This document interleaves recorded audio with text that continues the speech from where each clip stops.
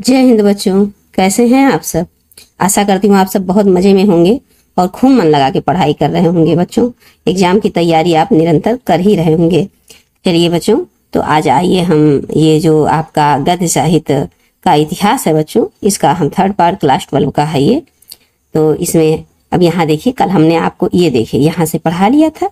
ये देखिए भारतेंदु मंडल के प्रसिद्ध जो लेखक और उनके नाटक थे बच्चों, और हमने कहा था जो उनके भारतेंदु युग के जो अन्य कवि और लेखक रचनाएं हैं बेटा, ये भी इम्पोर्टेंट ही है बच्चों। देखिए भारतेंदु युग के अन्य प्रमुख गद्य रचनाएं। तो देखिए बच्चों, अब यहाँ से हम लोग फिर प्रारंभ करते हैं समझते हुए पढ़ते हुए। देखिए जो भारतेंदु हरिश्चंद्र है बच्चों, ये देखिए कश्मीर कुसुम भी लिखे हैं इन्होंने लिखा है। ये इतिहास है। बादशाह दर्पण इतिहास है। जयदेव की जीवन वृत्ति जीवनी भी, ये जयदेव की जो जीवन वृत्ति है बच्चों, ये जीवनी है। आपसे ये क्वेश्चन बन सकता है कि जयदेव की जीवन वृत्त क्या है, तो जीवनी है। बस ये समझिए बच्चों, ये इम्पोर्टेंट है, आपका पूछ सकता है।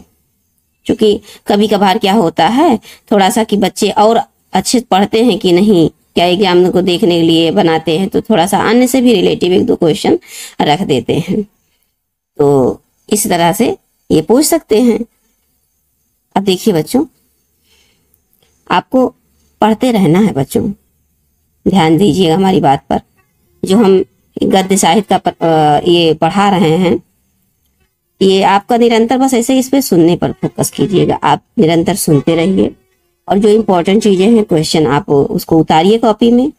और उसके बाद अभी हम जो 2-3 लेक्चर में ये समाप्त करने के बाद में जब इससे संबंधित क्वेश्चन कराएंगे तब आपको अच्छा लगेगा, और जब आप क्वेश्चन को सही कर पाएंगे तो आपको और अच्छा लगेगा। इसलिए आप इसको रिवीजन करते रहिएगा, जो हम पढ़ा रहे हैं इसको रिवीजन करते रहिएगा।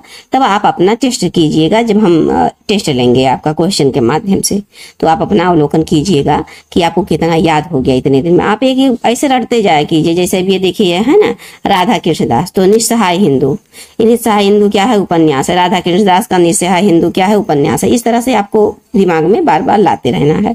निस्सहाय हिंदू क्या है बच्चों, राधा कृष्ण दास का है। आपसे क्वेश्चन करेंगे जब हम कि राधा कृष्ण दास का जो निस्सहाय है कौन सी विधा है, तो आप बताएंगे कि उपन्यास है। फिर आगे पंडित बालकृष्ण भट्ट, इनका जन्म बच्चों 1844 के लगभग हुआ है। ये नूतन भंडारी, ये आप तो बहुत इंपॉर्टेंट है, सुना है, बार बार आप सुनते होंगे। नूतन ब्रह्मचारी ये उपन्यास है। और ये देखिए बच्चों, ये तो अक्सर आप सुनते आए होंगे कि 100 अजान 1 सुजान, ये एक उपन्यास है। 100 अजान 1 सुजान आप जानते होंगे, किसका है ये भी जानते होंगे, लेकिन ये कौन सी विधा है ये शायद आपके दिमाग में ना रहा हो। तो देखिए बच्चों, ये एक उपन्यास है। 100 अजान 1 सुजान ये उपन्यास है, और ये किसका है, बालकृष्ण भट्ट का है। उसके बाद राजा प्रजा एक निबंध है, और नल दमयंती का नल दमयंती स्वयंवर, ये एक नाटक है।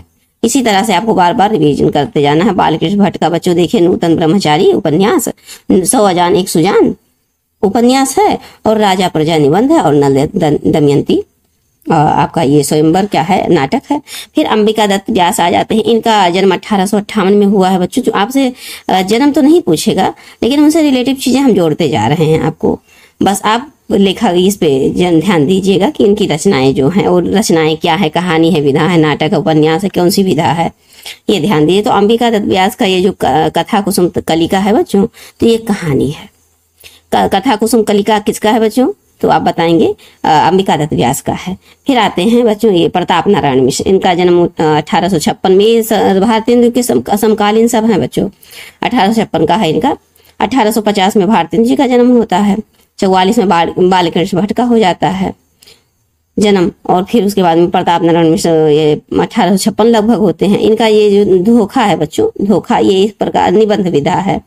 धोखा क्या है, निबंध विधा है, और ये क्या नाम है, प्रताप नारायण मिश्र का है। अब चंडी प्रसाद सिंह आते हैं बच्चों, हास्य रत्न, ये कहानी है। हास्य रत्न क्या है बच्चों, तो ये कहानी है। क्या किसका है, तो चंडी प्रसाद सिंह का है। किसका है, चंडी प्रसाद सिंह का है। अब आइए बच्चों, ये मोस्ट इंपॉर्टेंट, इसमें से आपका एक क्वेश्चन बन सकता है। 90% चांसेस है इसमें से आपका एक क्वेश्चन पक्का बनेगा, क्योंकि 5 से 7 क्वेश्चन आएंगे आपके 1 लाइनर में, ऑब्जेक्टिव में, तो इसमें से एक क्वेश्चन आपका ये बन सकता है। आप हर चीजों पर ध्यान घुमाते रहिए, अपना नजर दौड़ाते रहिए बच्चों। मैक्सिमम पढ़ने की, जितना बच्चों आप जितना अधिक पढ़ेंगे आपकी बुद्धि उतनी तेज होती जाएगी, उतनी शार्प होती जाएगी। ये हम जितना बुक्स पढ़ते रहते हैं, क्या कहते हैं, वीडियो बार बार देखते हैं, बार बार वीडियो पढ़ाई लिखाई से संबंधित देखते रहते हैं, तो ये हमारे दिमाग को तेज करता है। जब भी कभी आप पढ़ाई से संबंधित समय दीजिए तो आप उसको जाया मत कीजिए। उसको आप ये मत सोचिए हमने इतना घंटा पढ़ लिया, आप सोचिए हम तो और पढ़ सकते थे। किसी दिन आप 2 घंटा 3 घंटा पढ़ लिए, तो आप ये सोचिए आज हमने 3 घंटा पढ़ लिया है, क्या हम इससे और ज्यादा पढ़ सकते थे? तो आप नेक्स्ट दिन उसको बढ़ाइए, नेक्स्ट समय में जब पढ़िए तो उस समय को और बढ़ाइए कि हम इससे और अच्छा कर सकते हैं। हर दिन का जो अगला दिन आप करें, उसके जिस दिन आप जो भी वर्क किए रहे उस पर अवलोकन कीजिए रात को सोते समय कि आज हमने कितने सारे वर्क किए, कहाँ गए, क्या किए, कितना देर पढ़े, किसमें क्या क्या पढ़े, हिंदी में हमने क्या पढ़ा, अदर और सब्जेक्ट में हमने क्या पढ़ा। इस तरह से फिर आप अवलोकन कीजिए कि क्या हम इससे और बेस्ट पढ़ सकते थे, थोड़ा और कर सकते थे, अच्छा पढ़ सकते थे, इसमें ये छूट गया, ये चीज जान सकते थे। और बच्चों जब आप रात में सोइए ना, तो जो दिन भर में पढ़े रहिए वो आप अपने दिमाग में आंख बंद करके एक बार दौड़ा लीजिए। आप हिंदी सब्जेक्ट पे जाइए, फिर आंख बंद कीजिए और सोचिए हमने हिंदी में आज क्या क्या क्या क्या पढ़ा, बस फटाफट। फिर दूसरे सब्जेक्ट पे जाइए क्या क्या, बस ऐसे दिमाग ऐसे दौड़ा लीजिए, एक समझे कि झलक जिसे कहते हैं, आपने जो सब्जेक्ट या जो टॉपिक पढ़ा, जो पन्ना पढ़ा, एक झलक आपके दिमाग में उतर जाए। इस तरह आप करते रहिए बच्चों। आप देखिए कि आप 2 से 3 महीने में आपका दिमाग काफी तेज हो जाएगा, क्योंकि जो आप पढ़े रहेंगे दिमाग में उसको एक बार उतारते चले जाएंगे। फिर सुबह पढ़ेंगे, फिर और उसके बाद बीच बीच में रिवीजन आपका मोस्ट इंपॉर्टेंट है बच्चों। यही व्यक्ति को आगे पहुंचाता, दूसरों से अलग करता है। अगर दूसरा व्यक्ति कोई 70 नंबर ला रहा है, तो अगर आप इस तरह से, जिस तरह हम बता रहे हैं, अगर उससे पढ़ते हो आप 95+ लाएंगे। आप समझिए, पढ़ने की शक्ति को, ताकत को समझिए बच्चों। आइए हम ऐसे बीच बीच में आपको मोटिवेट करते हुए पढ़ाते जाएंगे आगे। फिर अब ये देखिए बच्चों, बालकृष्ण भट्ट, हाँ ये देखिए इंपॉर्टेंट क्वेश्चन आपका आ गया। हिंदी प्रति, ये क्या कहते हैं, हरिश्चंद्र मैगजीन भारतेंदु का है, हरिश्चंद्रिका भी भारतेंदु जी का है, बाला बोधिनी भी भारतेंदु जी का है। लेकिन ये क्या है बच्चों, पत्रिकाएं हैं, जैसे क्या कहते हैं, साप्ताहिक, दैनिक या मासिक, इस तरह से पत्रिका निकालते थे ये लोग। पत्रिकाओं की शुरुआत भी लगभग भारतेंदु हरिश्चंद्र से ही माना जाता है। और फिर राजा राम मोहन राय ने भी शुरू किया था पहले तो। हाँ, राजा राम मोहन राय मोस्ट इंपॉर्टेंट, वहां से शुरुआत होती है पत्रिका के बच्चों। आइए फिर बालकृष्ण भट्ट को देखिए, इनका 1844 जन्म बताए हैं आपको। ये देखिए हिंदी प्रतिदिन इनका है, कहाँ, प्रताप नारायण मिश्र का ब्राह्मण पत्रिका है। ब्राह्मण पत्रिका किसका है आ जाएगा, 4 लोग ऑप्शन में दे देंगे, प्रताप नारायण मिश्र को भी रखेंगे, तो आप उनको टिक लगाएंगे। अब कार्तिक प्रसाद खत्री, ये हिंदी दीप्त प्रकाश इनकी पत्रिका है। हिंदी दीप्त प्रकाश क्या है बच्चों, तो ये पत्रिका है, किसकी है, कार्तिक प्रसाद खत्री। कार्तिक प्रसाद खत्री, दीप्ति खत्री, देखिए बच्चों यहाँ पर देखिए, ये दीप्ति खत्री। थोड़ा सा कभी कभी बच्चों टिक भी लगाया कीजिए, दिमाग में लगाया कीजिए, दीप्ति खत्री।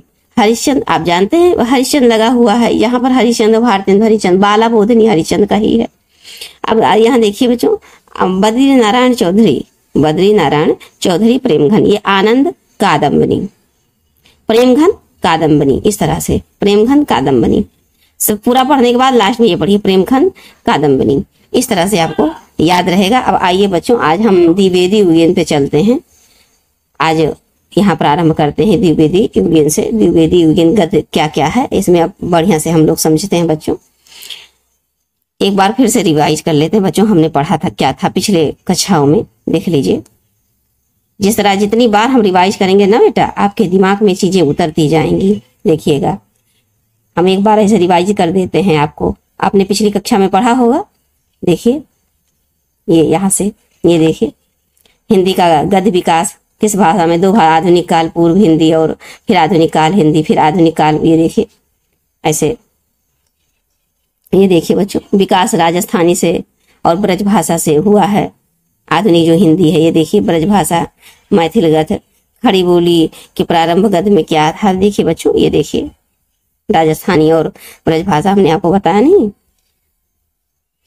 ये देखिए यहाँ पर आइए, हम ऐसे दोहराते जा रहे हैं। आप इसको स्पीड चाहे थोड़ा बढ़ा के देखिएगा, पर आप देखिएगा अवश्य। ये देखिए बच्चों, खड़ी बोली गद्य, अब ये देखिए ब्रज मिश्रित बोली थी, किसके द्वारा? सबसे पहले तो गंग द्वारा। ये किसके दरबार में रहते थे? तो ये अकबर के दरबार में रहते थे। चंद छंद वर्णन की महिमा, ये अकबर के दरबार में रहते थे। ये देखिए बच्चों जटमल द्वारा रचित गोरा बादल। ये देखिए बच्चों, देखिए भाषा योग वशिष्ठ, खड़ी बोली, सामान्य हिंदी। ये देखिए बच्चों, इस प्रकार से आप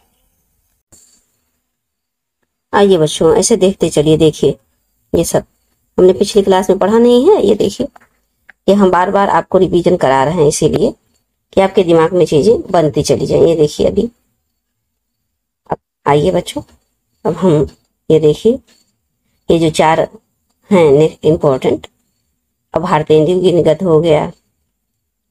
अब देखते जाइए ऐसे, थियोसोफिकल सोसाइटी हो गया। ये देखिए प्रार्थना समाज, आर्य समाज और ब्रह्म समाज। बच्चों देखते जाइए ऐसे। और ये देखिए, हमने आपसे कहा नहीं था भारतेंदु, फिर उनके अन्य जो हैं, ये देखिए बच्चों पत्र पत्रिकाएं। अब आइए फिर अब यहाँ से द्विवेदी युगीन का शुरुआत करते हैं बच्चों।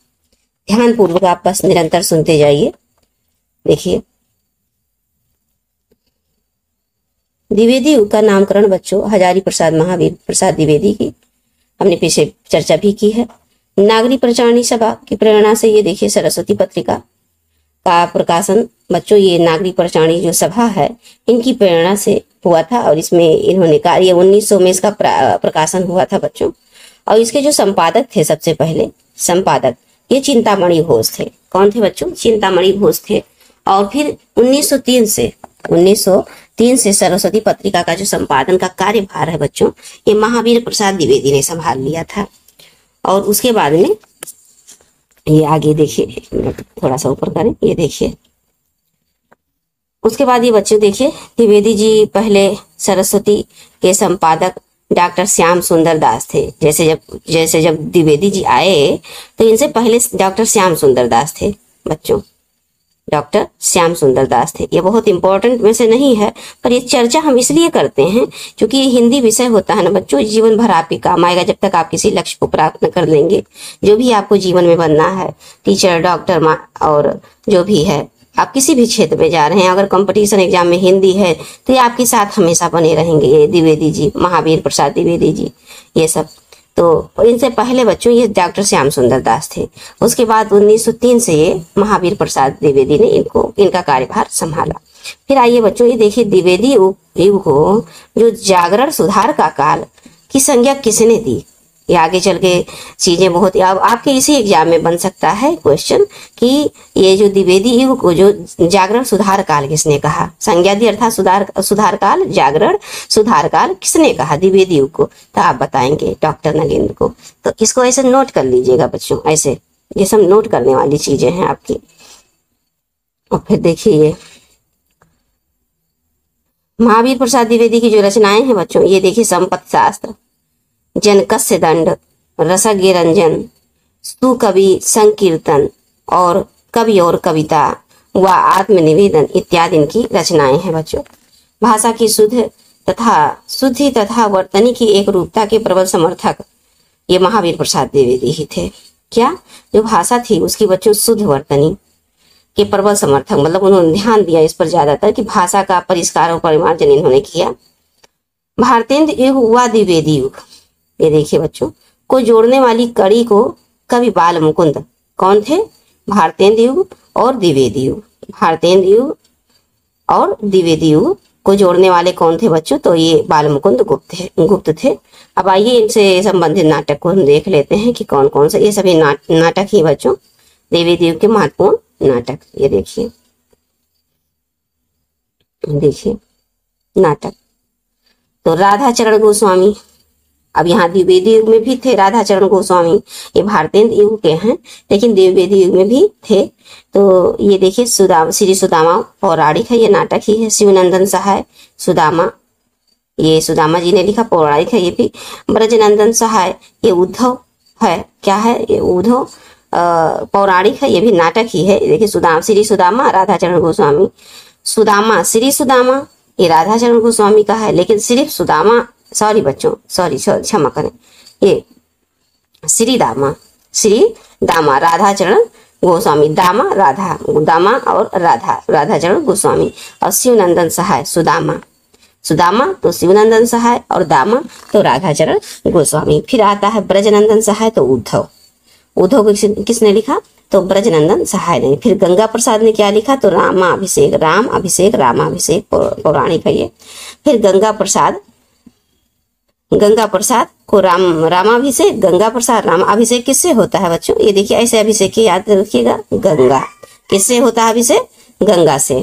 फिर गंगा प्रसाद गुप्त जयमल, वीर जयमल, गंगा प्रसाद गुप्त। फिर वृंदावन लाल वर्मा सेनापति उदर, सेनापति उदर, ये सब नाटक हैं बच्चों, देखिए ये सब नाटक ही हैं। अब देखिए भगवती प्रसाद वृद्ध विवाह, लाला सीताराम मृक्ष कटिकम, ये देखिए अब ये थोड़ा सा शूद्रक ने लिखा है आपका मृक्ष कटिकम, लेकिन लाला सीताराम ने इसको अनुदित, देखिए अनुदित अर्थात इसको अनुवाद किया है किसी और भाषा में, ये संस्कृत में है मृक्ष कटिकम बच्चों। और ये इन्होंने क्या किया है, लाला सीताराम ने अनुवाद किया है, अनुदित अर्थात अनुवाद किया है।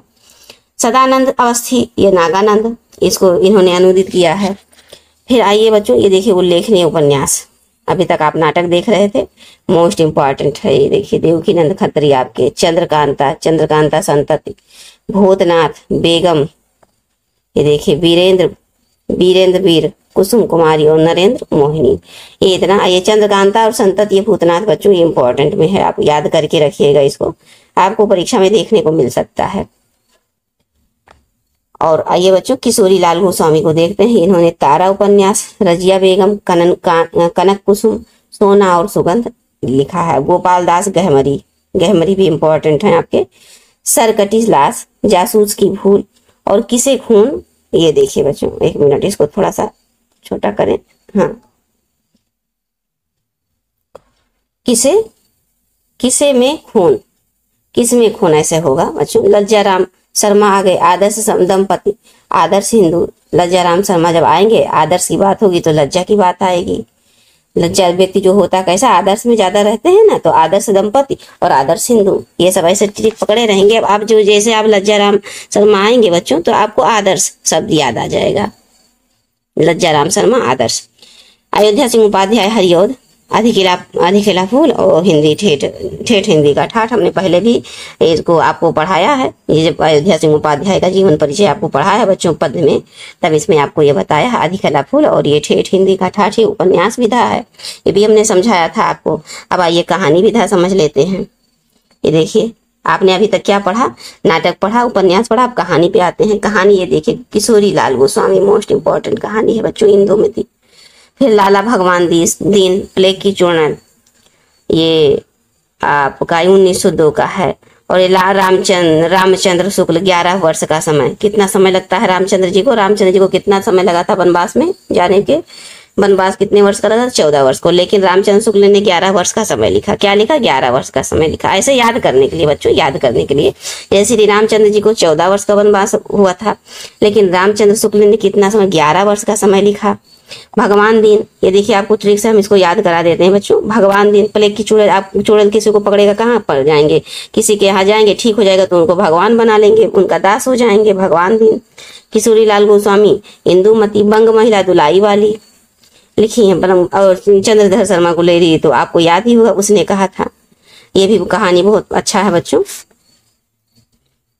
अब आइए नेक्स्ट क्वेश्चन पे, जीवन चरित्र पे आ जाते हैं। अब देखिए जीवन चरित्र, माधव प्रसाद मिश्र, विशुद्ध चरितावली, विशुद्ध चरितावली, ये जीवन चरित्र है माधव प्रसाद मिश्र का। फिर बाबू शिवनंदन सहाय हरिश्चंद्र का जीवन चरित्र इन्होंने लिखा है। शिवनंदन सहाय गोस्वामी तुलसीदास जी का जीवन चरित्र लिखा है। आचार्य रामचंद्र शुक्ल ने बाबू राधा कृष्ण दास का जीवन चरित्र लिखा है बच्चों। अब आइए हम छायावाद में भी चलते हैं, इनको भी आज ही क्लास में कंप्लीट कर लेते हैं बच्चों। देखिए छायावादी युगीन गद्य में हिंदी साहित्य की जो विविध गद्य विद्याओं या रचनाओं की अपनी चरम सीमा पर थी उस समय। कब, छायावाद में, जिसका विवरण निम्नलिखित है बच्चों। छायावाद आपका मोस्ट इंपॉर्टेंस को समझते चलिए, इससे संबंधित क्वेश्चन आपके बनेंगे वन लाइनर में। देखिए नाटक के क्षेत्र में जयशंकर प्रसाद के रूप में एक युगांतर उपस्थिति हुआ था। क्या? एक युगांतर उपस्थित हुआ था जब जयशंकर प्रसाद, कल्याणी और ध्रुव स्वामी, चंद्रगुप्त, अथकंद गुप्त,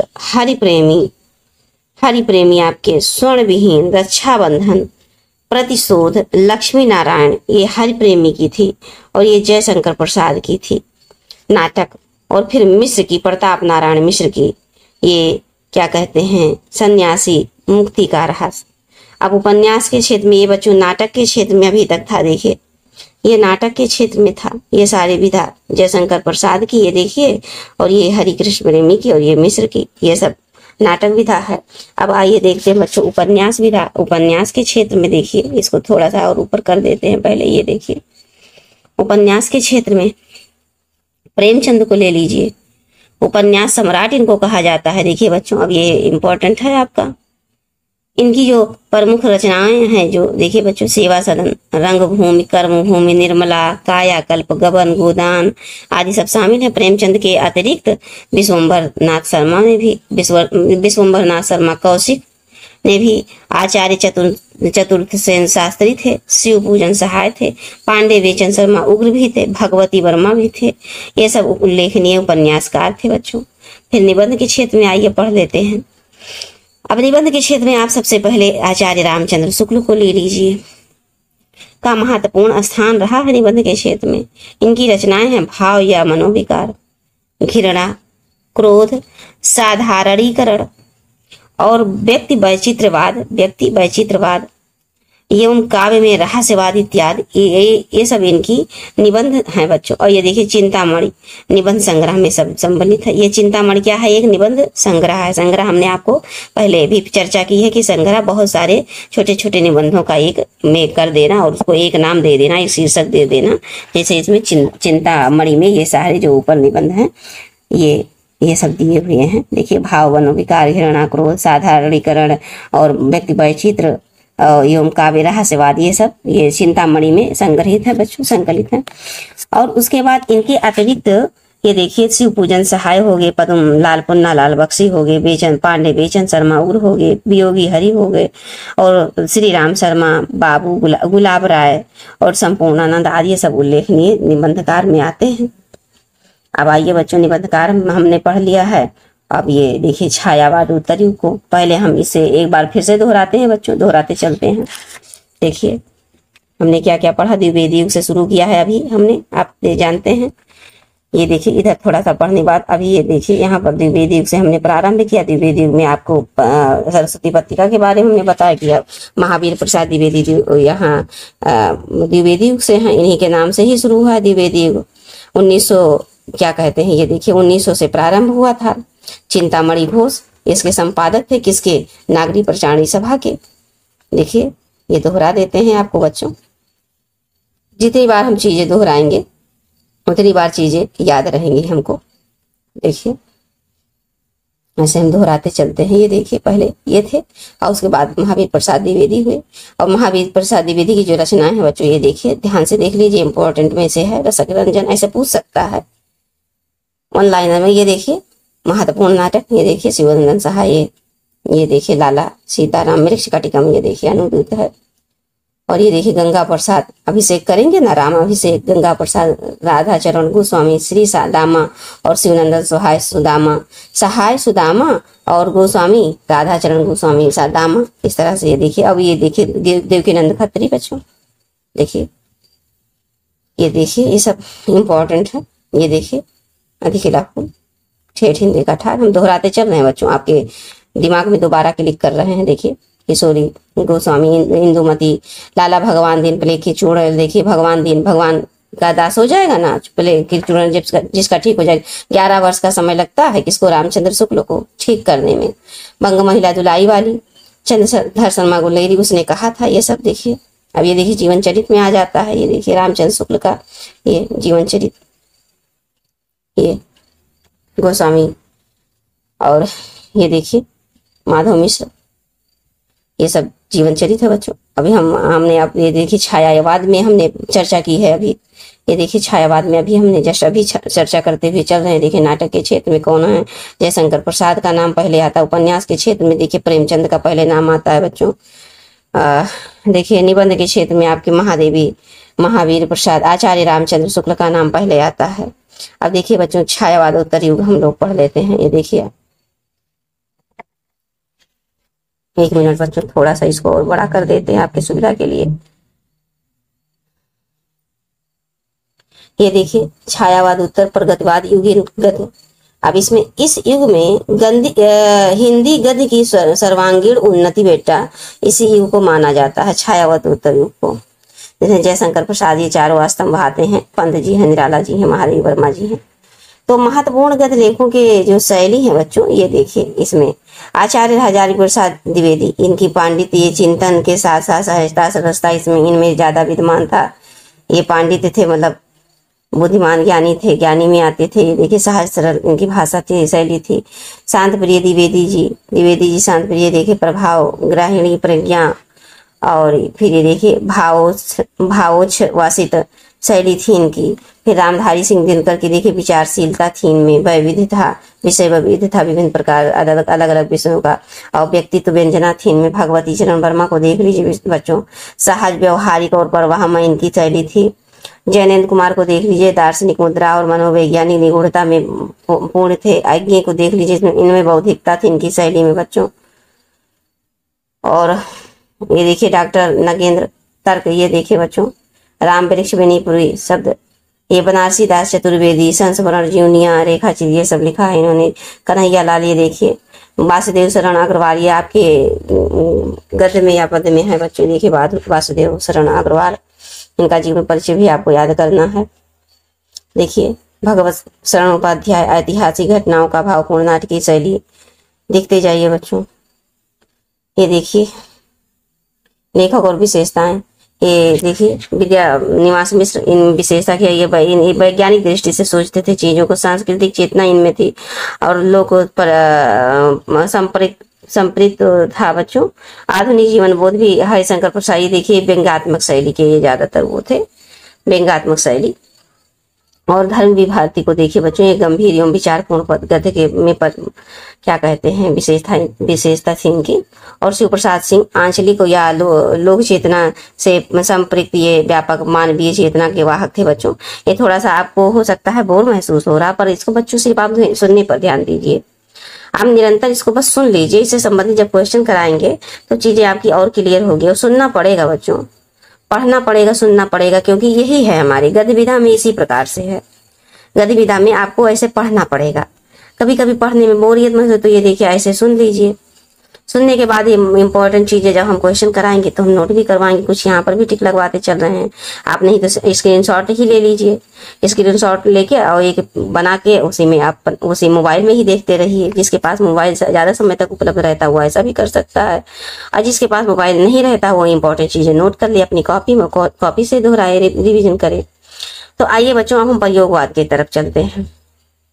प्रयोगवाद में आपके जो अज्ञ हैं हीरानंद और क्या कहते हैं, बहुत लंबा नाम है ना, यज्ञ इनके ये हैं मेन साहित्य में प्रयोगवाद के प्रवर्तक बच्चों, यही यज्ञ जी हैं जो अभी हम कह रहे हैं, जिनकी रचनाएं बच्चों ये देखें, नदी के द्वीप उपन्यास है इनकी, कोठरी की बात, शरणार्थी कहानी है। कथा साहित्य में मार्क्स के समाज तथा फ्राइड के मनोविशेषणवाद का इन पे प्रभाव पड़ा है बच्चों। फ्राइड आप जानते होंगे, इदम अहम परा अहम, ये सब फ्राइड ने दिया है, और समाजवाद ये सब देखिए। अब फिर रचनाओं में पीढ़ी का जीवन, संघर्ष, आकांक्षाएं, कुंठाएं, विद्रोह तथा नवीन जीवन मूल्यों की तलाश, इस तरह से ये देखिए सब बच्चों देखते जाइए। जैसे ये देखिए शेखर एक जीवनी यज्ञ की है, बहती गंगा, सूरज का 7वां घोड़ा, और ये देखिए अब ये देखिए गगन की भी। अब ये देखिए बच्चों, अब यहाँ से हम चीजें समझना प्रारंभ करते हैं। यहाँ से चीजें आपको जानना और समझने वाली बात है। रटने पीछे तो देखिए आपको रटने वाला था, जैसे अब ये सब चीजें जो है ये सब आपको रटना पड़ेगा। देखिए बच्चों, इससे ये देखिए ये चीज ऐसे क्वेश्चन बन सकता है, बहुत ज्यादा इंपॉर्टेंट मत समझिए इसको, लेकिन बन सकता है कि जैसे भगवती चरण वर्मा की शैली कैसी थी, आप लिख देंगे सहज थी, पर व्यवहारिक थी, प्रवाहपूर्ण थी। या आप जैनेन्द्र को देख लीजिए तो दार्शनिक थी। इस प्रकार से आप क्या कहते हैं, ये विद्यानिवास मिश्र, ये वैज्ञानिक दृष्टिकोण था इनका, इस प्रकार से। लेकिन बच्चों ये देखिए, जो गद्य की विविध विधाएं हैं ये अब आपको जानना पड़ेगा। ये इसलिए जानना पड़ेगा कि आप तो जानते हैं कि नाटक, कहानी, उपन्यास, लेकिन इसका क्या पहचान है, क्या विशेषता है, और इसको किसने लिखा है, पहला नाटक कौन सा, पहली कहानी कौन सी है, ये सब इम्पोर्टेंट जाता है। तो आइए बच्चों हम विविध विधाओं पर चलते हैं, जो गद्य की विविध विधाएं हैं इस पे चलते हैं। गद्य की विभिन्न प्रमुख विधाओं में निबंध आता है, नाटक, एकांकी, आलोचना। अब इसमें आगे एक एक चीज बताएगा कि आलोचना क्या है, उपन्यास क्या है, कहानी क्या है, यात्रा वृत्तांत क्या है। अभी हम आपको पहली वीडियो में ये सब दोहराए नहीं थे बच्चों, एक झलक में दिखाए थे कि इसको ऐसे देख लीजिए, ये सब पढ़ना। तो यही आपकी गद्य की विविध विधाएं हैं, इसको हमको जानना चाहिए, क्योंकि हम जिस क्लास में हैं, अब आगे क्लास 12 के बाद फिर आगे जो भी आप एग्जाम देंगे बच्चों, ये आपकी जानकारी अभी से मजबूत रहेगी। आपके सिलेबस में दिया है, इसका मतलब इससे संबंधित आपको जानकारी होनी ही चाहिए। तो आइए बच्चों थोड़ा सा पहले इसको देखते हैं कि इसकी उत्पत्ति कैसे हुई। नाटक की उत्पत्ति कैसे हुई, तो नट धातु से हुई है बच्चों, जिसका अर्थ होता है सात्विक भावों का प्रदर्शन। ये नट धातु से हुई है। और इस नाटक का शाब्दिक अर्थ क्या है बच्चों कि सात्विक भावों का प्रदर्शन है इसका शाब्दिक अर्थ। नट का होता है बच्चों अभिनय करना, मतलब कला करना, अभिनय करना से अभिनीत होने के कारण यह नाटक हो गया। अर्थात नट से अभिनीत होने के कारण यह क्या हो गया बच्चों, नाटक हो गया। नाटक क्या है बच्चों, एक दृश्य काव्य है। ये सिर्फ सुनने के लिए नहीं, इसको आपको देखना पड़ेगा। अर्थात विभिन्न प्रकार के नाटक होते हैं जिसमें श्रव्य काव्य होने का गुण भी विद्यमान है। अर्थात आप सुन भी सकते हैं, सिर्फ देखने से नहीं है। देखने से पूरी बात समझ में नहीं आएगी जब तक श्रवण इंद्रियां काम नहीं करेंगी, आपको सुनना भी पड़ेगा। तो जिस नाटक में व्यंग और सुरुचिपूर्ण हास्य का पुट देकर सामाजिक, धार्मिक, राजनीतिक समस्याओं को उद्घाटित किया जाता है। नाटक से क्या किया जाता है बच्चों, व्यंग तरीके से, बुद्धिमानी से, सुरुचिपूर्ण तरीके से, हास्य के तरीके से, जो समाज में हमारे चल रही हैं कुरीतियां हो गई, धर्म आडंबर हो गए, राजनीति की जो चरित्र हो गए, ये सब समस्याओं को क्या किया जाता है, दर्शाया जाता है नाटक के माध्यम से। वो प्रहसन या प्रहसनात्मक नाटक होता है। वो नाटक कैसा होता है, प्रहसन अर्थात हंसी टिटोली में होता है। तमाम टीवी पर दिखाते नहीं है बच्चों नाटक, कभी किसी राजनेता के बारे में या किसी धर्म के बारे में इस तरह से दिखाते हैं, तो यही आपका नाटक है। नाटक हमारे समझ से आपको समझ में आ गया होगा बच्चों कि ये नट धातु से बना है, जिसका अर्थ होता है कि सात्विक भावनाओं को प्रदर्शन करना, अर्थात दिखाना, लोगों के समक्ष प्रदर्शित करना, दिखाना। और चूंकि ये नट धातु से अभिनीत है या बना है, तो इसलिए नाटक कहलाता है। और नाटक ये क्या है बच्चों, श्रव्य और दृश्य काव्य है। मतलब ये कैसा काव्य है, नाटक आपसे पूछ सकता है, ये क्वेश्चन बन सकता है कि नाटक किस प्रकार का काव्य है, तब आप क्या कहेंगे, दृश्य काव्य है, श्रव्य काव्य है। अब इसके माध्यम से देखिए बच्चों, बड़े ही बुद्धिमत्ता से, हास्यपूर्ण ढंग से, व्यंग से देकर ये जो सामाजिक, धार्मिक, राजनीतिक समस्याओं को दिखाया जाता है, लोगों के सामने दर्शाया जाता है। अब देखिए बच्चों, ये नाटक जो है, नाटक के बारे में आप समझ ही गए कि किससे, इसे क्या क्या किया जाता है। सामाजिक, आर्थिक जो आडंबर होते हैं, धार्मिक आडंबर होते हैं, ये सब प्रदर्शित किया जाता है नाटक के माध्यम से। तो देखिए बच्चों, हिंदी नाटक का जो विकास परंपरा है कहाँ से शुरू होता है, तो बच्चों ये भारतेंदु युग से, अर्थात ये भारतेंदु हरिश्चंद्र के युग से प्रारंभ होता है। और फिर चला आता है, देखिए द्विवेदी युग में आपके चला आता है, फिर इनमें से यहाँ छायावाद युग अर्थात प्रसाद युग, फिर प्रसादोत्तर यानी कि छायावादोत्तर युग, फिर समकालीन नाटक वर्तमान समय का। इस प्रकार से बच्चों आपका नाटक कहाँ से प्रारंभ, नाटक कहाँ से प्रारंभ होता है, क्वेश्चन बन सकता है, तो आपका द्विवेदी युग से प्रारंभ है। अब आइए बच्चों ये देख लेते हैं भारतेंदु युग के प्रमुख नाटक देख लीजिए। अब ये अलग अलग युग के प्रमुख नाटक इंपॉर्टेंट देख लीजिए। जहां हम टिक लगा रहे हैं बच्चों, आप इसको नोट ही कर लीजिए, नोट करना आपके लिए ज्यादा बेस्ट होगा।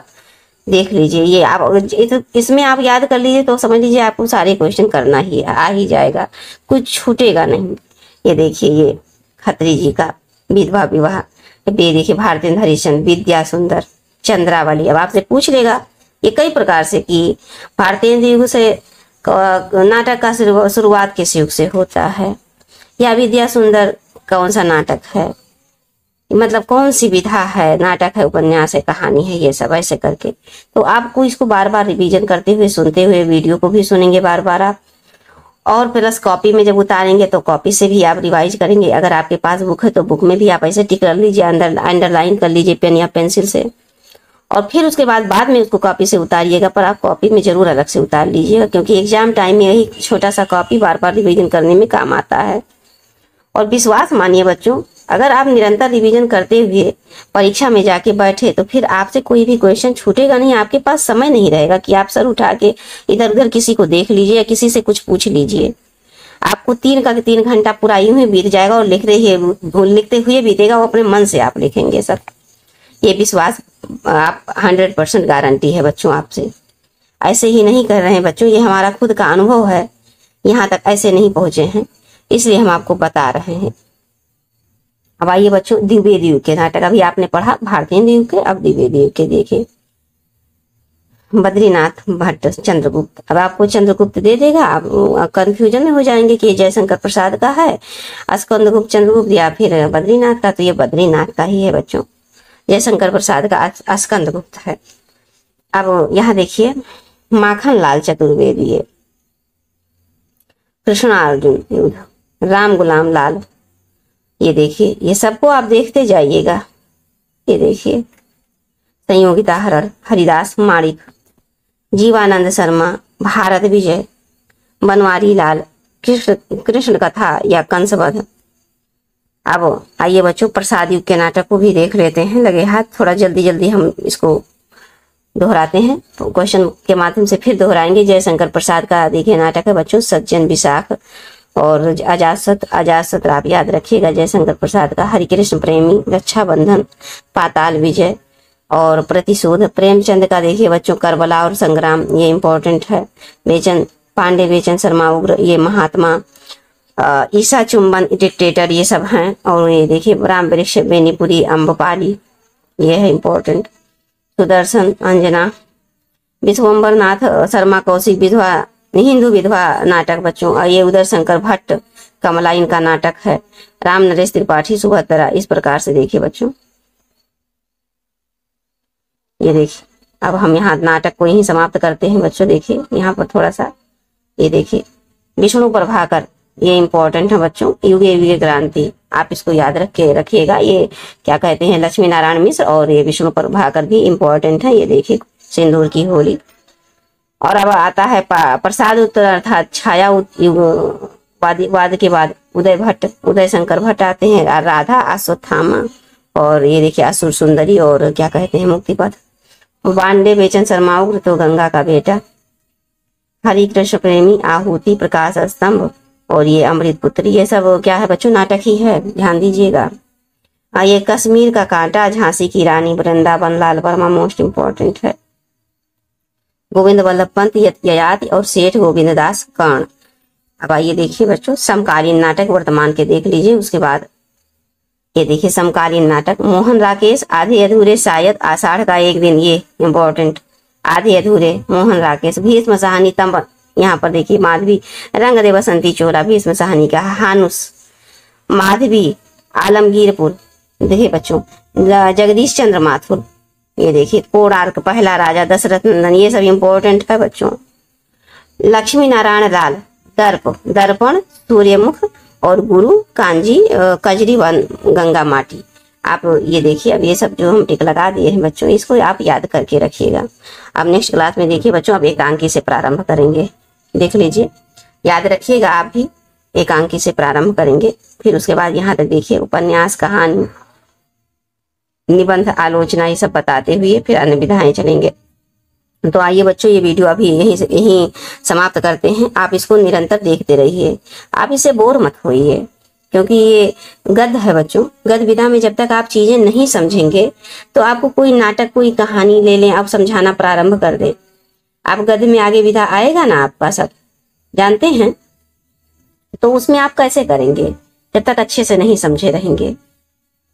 जैसे आपको दे दिया गया कि कोई पाठ दे दिया गया, अब उसमें क्या कैसे जब समझाएंगे, तो जब आप नाटक कहानी ये सब चीजें जाने रहेंगे कि क्या चीज होती है, तभी तो आप चीजें समझ पाएंगे। तो इसलिए आपको जानना ये जरूरी है। और पढ़ाई को हल्के में मत लीजिए बच्चों, इसमें मन लगाइए। आप जितना भी पढ़ेंगे, जितना अधिक पढ़ेंगे, आपको उतना अधिक काम आएगा, ये आप विश्वास रखिए बच्चों। तो आइए इसी शब्दों के साथ हम इस वीडियो को आज समाप्त करते हैं। मिलते हैं नेक्स्ट क्लास में बच्चों। जय हिंद।